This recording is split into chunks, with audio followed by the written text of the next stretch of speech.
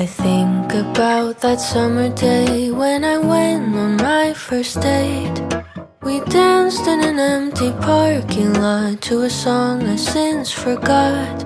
And the first time I held his hand, I thought this boy could be a man. We must have been watching a movie. I think it was Toy Story 3. As long as you remember me and all the ways I used to be, a part of me will always be 18. And time keeps ticking on, it's true. She'll steal away our youth, but that's how I'll remember me and you. That's how I'll remember me and you. 미술관은 어떤 공간일까요? 서울대학교 미술관의 관장님과 학예사님을 만나 소장품전을 살펴보며 그 궤적을 따라가 보았습니다. 저는 서울대학교 미술관장을 맡고 있는 심상용이고요. 지금 현재 미술대학 조속과에 소속이 되어 있습니다.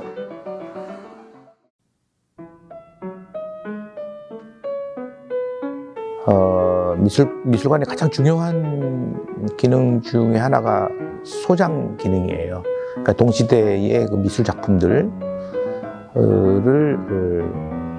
타임캡슐처럼 소장해서 동시대에 같이 공유하고 다음 세대에 물려주는 거죠. 그래서 그 소장품전은 다른 전시들 못지않게 굉장히 중요한 전시고, 우리 미술관이 어떻게 해왔는지, 어떤 생각을 가지고 작품을 보아왔는지, 어떤 것들을 이 공동체나 동시대에 제시하고 싶어 했는지 하는 것들을 보여주는, 우리 스스로 확인하는 그런 계기이라서 굉장히 중요하게 생각을 합니다.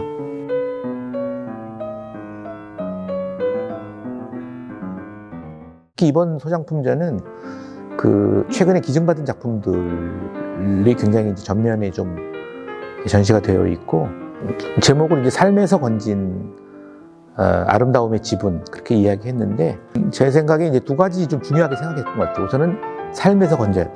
결국 예술이라는 것은 그 시대를 호흡하고 그 시대를 살아가는 사람들의 어떤 경험, 어떤 삶의 모습에서 이렇게 나오는 거잖아요.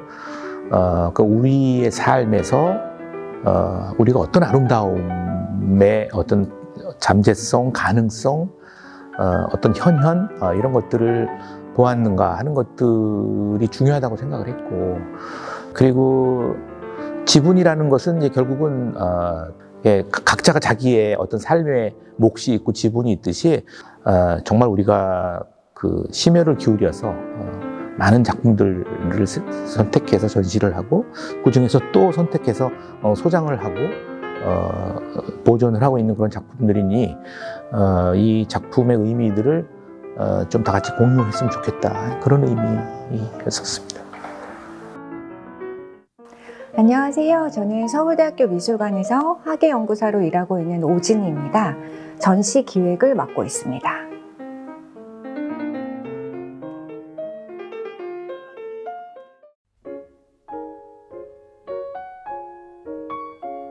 이번 전시는 크게 두 부분으로 이루어졌습니다. 첫 번째는 저희 미술관이 최근에 어떤 작품들이 소장품으로 추가되었는가 하는 부분입니다. 다시 세분화하자면은 저희가 구입한 작품이 있고요. 또 어떤 분한테 어떤 작품을 기증받았는가, 이제 그런 부분을 소개해드리는 것이 첫 번째 부분입니다. 그 다음 부분은 저희 미술관이 전체 약 1000점의 작품을 소장하고 있습니다. 그 작품을 새로운 시도하고 인물이라는 특정한 테마를 정해서 선정을 해서 보여주고 있습니다. 그래서 이 두 부분을 다 합쳐서 이번 전시에 약 60점 정도를 전시하고 있는데요. 이것을 쭉 둘러보시다 보면은 서울대학교 미술관이 이런 성격의 미술관이구나 라는 어떤 큰 감을 가질 수 있으시지 않을까 기대해 봅니다.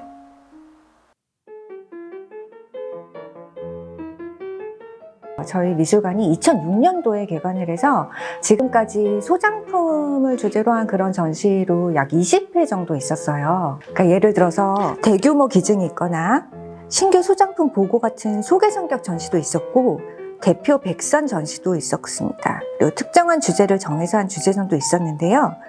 이번에는 미술관에서 작품을 어떻게 소장하게 되는지, 그리고 그 작품을 어떻게 연구를 하고 그걸 다시 그 다음 전시에 내보내는지 등등의 이런 미술관의 소장 작품 시스템이 드러날 수 있도록 전반적으로 전시를 구성해 봤습니다.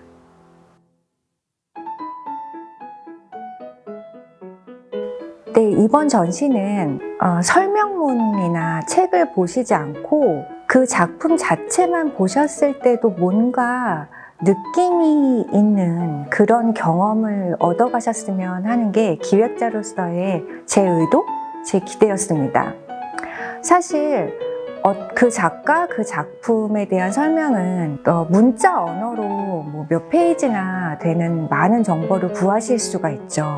하지만 어떤 긴 글도 그 작품의 모든 면을 다 담아낼 수는 없습니다. 사실 회화든지 조각이든지 모든 작품이 어떤 사물이고 물질이거든요. 그 공간 안에, 시공간 안에 존재하는 것이기 때문에 그것을 직접 전시장에서 맞닥뜨리는 개념, 그리고 그것을 통해 얻는 경험은 문자로 완전히 다 어떤 번역이 되지 않는 것 같아요.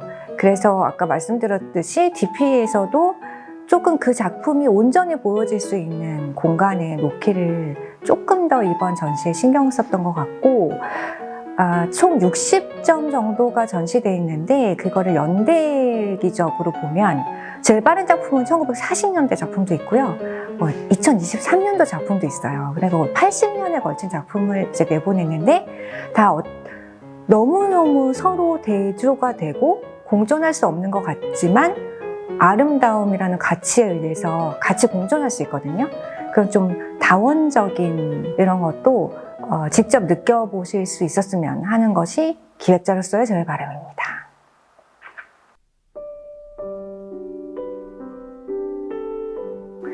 네, 이 부분에 관심 가져주셔서 제가 감사드립니다. 사실 미술관학의 최근의 화두 중에 하나가 시각과 설명문 조합으로 이루어져서 전시하는 것 외에 다른 감각들을 총체적으로 활용해서 경험할 수 있게끔 하는 그런 확장된 방식이 학문적인 화두예요.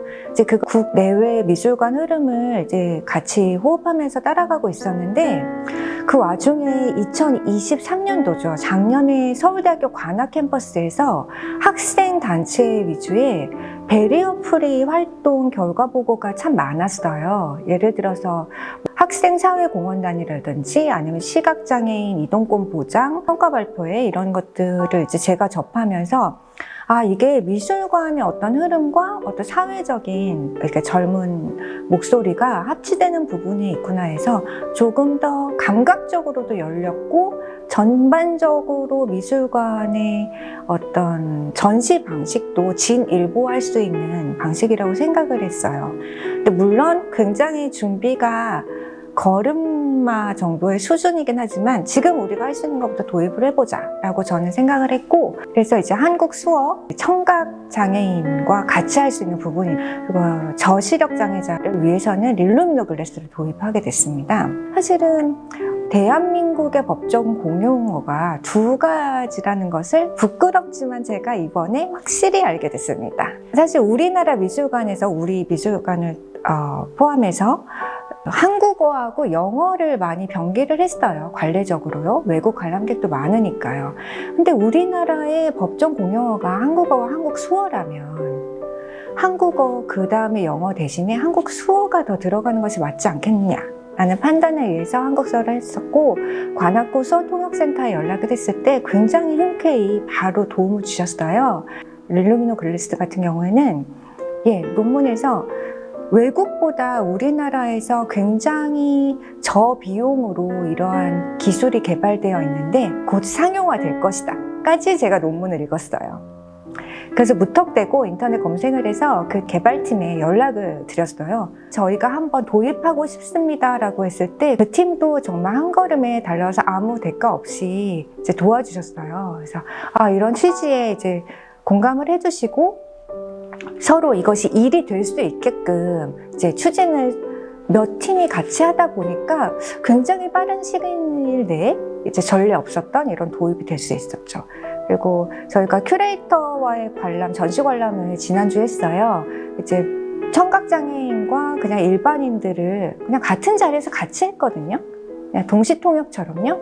그런데 반응이 굉장히 좋았어요. 특히 같이 이제 참여하셨던 분들이 함께 하니까 더 좋다. 그래서 저는 이제 결과 보고서에도 그런 것을 결과를 하고 좀 다른 기관에도 이런 게 벤치마킹이 많이 됐으면 하는 바람입니다.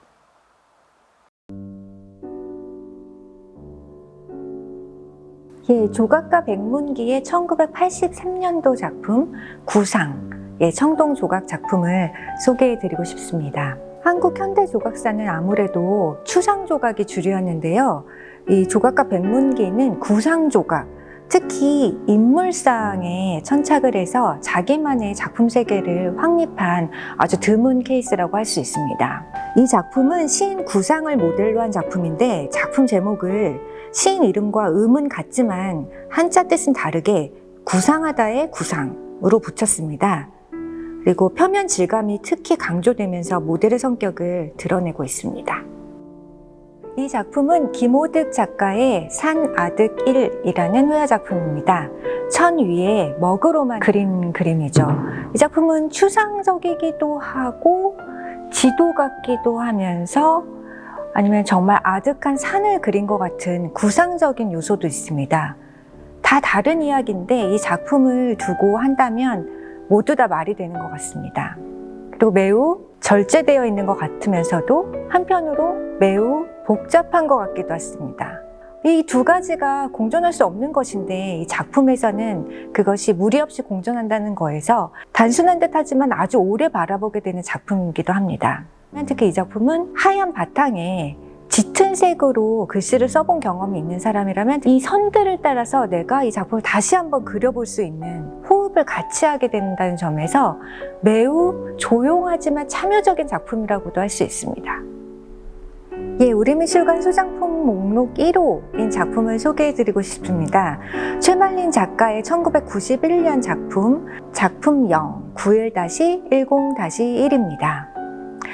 작가는 평생 동안 조각의 본질 그리고 생명의 어떤 근원에 대해서 천착했는데요. 이 작품을 보시면 수직선이랑 원형이라는 아주 작가가 생각하기에 근본적인 형상 요소만으로 작품을 구성해냈습니다. 그리고 이 작품은 우리 미술관의 소장 경위 자체가 의미가 남다릅니다. 이 작품은 1991년도에 저희 미술관이 구입했는데요. 그 당시에는 우리 미술관 건립 이전이기 때문에 대표적인 작가님들께서 아무 대가 없이 기증을 많이 해주셨습니다. 그런데 최말린 작가가 자신의 이 작품은 구입해줬으면 한다고 제안을 하시면서 구입 희망 가격을 100원으로 설정하셨습니다. 이것은 이 작가가 작품과 작가의 가치에 대한 인정, 존중과 함께 또 미술관이 자율성을 갖기 위해서는 결국 구입이 중요할 수 있다라는 그러한 함축적인 의미를 담고 하신 제안이라고 생각하고 저희도 그 뜻을 존중해서 100원에 구입한 작품입니다.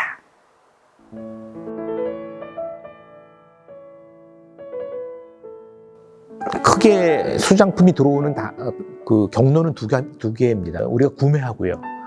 주로 예산의 규모나 우리 미술관의 성격이나 이런 것들로 봤을 때 주로 젊은 작가들의 작품들을 약간의 그 작품들을 좀 소장하고 있고, 그것보다는 양적으로는 훨씬 더 많은 비중을 차지하고 있는 경로는 기증이에요. 구입하면 구입 절차가 있습니다. 추천위원회를 만들어서 외부에서 추천을 받고 내부에서 또 셀렉하고 결정하고 그 작품들의 가치를 그 가격을 또 산정해야 되고요. 외부에서 기증으로 들어온다고 하더라도 그 작품의 진위, 바 그리고 가격 평가 이 두 가지를 외부의 전문위원들을 초대해서 그것들을 평가하는 과정을 그런 공식적인 어떤 매뉴얼들이 다 있습니다. 그것들을 다 거쳐서 공식적으로 서울대학교의 소장품으로 등록이 되는 거죠.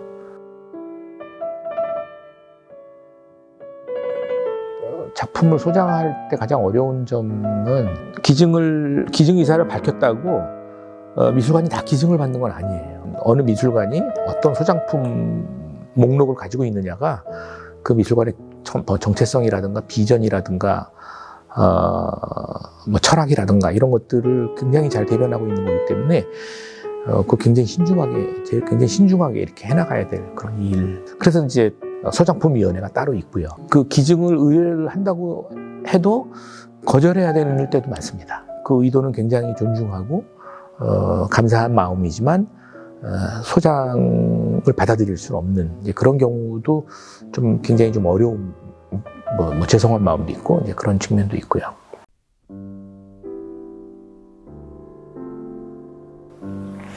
제가 기억에 남는 거는 지금 저기 있는 그 김창렬 선생님의 물방울 작품인데 사실 여기 서울대학교 미술대학교 대선배시고 미술이 조금 더 대중에게 좀 친근하게 다가가기 위해서는 이 작품이 어떻다고 얘기하는 것보다는 작가를 우리가 좀 잘 알려줄 필요가 있겠다 해서 사실 그 김창렬 선생님이 어떤 삶을 살아왔고 어떤 고민을 하면서 파리로 갔고 거기서 어떤 생각 때문에 추상을 하다가 물방울을 그리는 것으로 이렇게 작품이 변했고 하는 것들을 작가에 대한 이야기, 작품이 아니고 사람들에게 알리는 게 필요하다 해서 그 김창렬 선생님하고 이제 인터뷰 계획들이 있었어요. 결국 예술가도 인간이고 우리하고 똑같이 그 시대를 이렇게 살아가는 그런 인간으로서 김창렬 선생님을 좀 소개하려고 그런 계획을 세우고 인터뷰 계획을 막 세우고 작품들도 이제 어떤 작품을 이렇게 주로 얘기를 할까 하고 잘 결정하고 있었던 차에 선생님이 돌아가셨어요. 예, 그래서 굉장히 아쉽고 어쨌든 그 계획이 그 선생님을 조금 사람들에게 알리려고 했었던 그런 계획이 그때 좀 무산됐고요. 그때 제가 느낀 거는 이게 모든 게 다 시간 싸움이라는 측면이 있구나. 예, 그러니까 어떤 작가가 살아있을 때 그 작가의 육성도 남기고 기록도 남기고 조망하고 그 사람의 정신들을 많이 이렇게 해야지 해방되고 이제 뭐 한 80년 이 정도 됐잖아요. 그래서 이제 고 1세대, 1.5세대 그분들이 막 지금 이제 돌아가시고 막 그러시고 계시거든요. 우리의 가까운 우리의 역사를 잘 저장하고 그 상황에서 이 미술관이 감당해야 될 어떤 복이 어떤 것인가 하는 것들을 굉장히 이제 생각을 하게 됐었던 그런 에피소드가 생각이 납니다. 1부 삶에서 건진 아름다움의 지분에서는 소장품은 어떻게 우리에게 오게 되었는지, 이 전시는 무엇을 담고자 했는지를 그려냈습니다. 2부에서는 미술관이 운영되는 과정과 서울대학교 미술관만이 가진 특별함에 대한 이야기가 펼쳐집니다.